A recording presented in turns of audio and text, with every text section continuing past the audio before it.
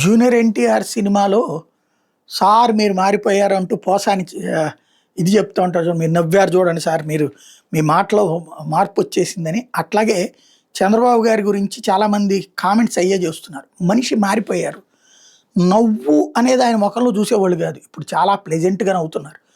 ఒక సామాన్యుడితో ఏదో దబాయింపుగా మాట్లాడే స్వరం నుంచి ఒక రైతు కుటుంబాన్ని, ఒక వ్యాపారస్తుడి కుటుంబాన్ని, లేకపోతే ఒక కల్లుగీత కార్మికుడి కుటుంబాన్ని, ఒక దీన్ని వాళ్ళ పిఆర్ ద్వారా వాళ్ళతో సరదాగా మాట్లాడుతూ ఒక కుటుంబంతో, ఒక వ్యక్తితో, ఒక పేదవాళ్ళతో అలా గడిపేటటువంటి దాంతో ఏదైనా మారిపోతుందంటే ఏం కాదు, అంతా మారిపోదు. బట్ అదొక సంతృప్తి, అంటే the way of life style మార్చుకొచ్చారు ఇటు చంద్రబాబు గారు. అలాగే నరేంద్ర మోడీని తిట్టకుండా తిట్టినటువంటి చంద్రబాబు నిన్న 25 సంవత్సరాల నరేంద్ర మోడీ పరిపాలన, ముఖ్యమంత్రి నుంచి ప్రధానమంత్రి దాకా చూస్తే నేర్చుకోదగినింది ప్రపంచమంతా అని చెప్పుకొస్తున్నారు. 21వ శతాబ్దంలో నరేంద్ర మోడీ అనేటటువంటి వ్యక్తి ఒక చరిత్ర సృష్టించారు.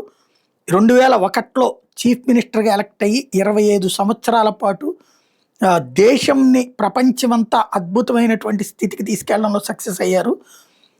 మీ హయాంలో లీడర్షిప్ అనేటటువంటిది గ్లోబల్ ఛాలెంజెస్ని తట్టుకు నిలబడింది అంటూ నిన్న స్వయంగా చంద్రబాబు గారే తీర్మానాన్ని ప్రతిపాదించడం, ఆయనకి ఇచ్చిన గౌరవం, మోడీకి బాబు ఇచ్చిన గౌరవం, బాబుకి బీజేపీ టీం ఇచ్చిన గౌరవం అని చెప్పాలి.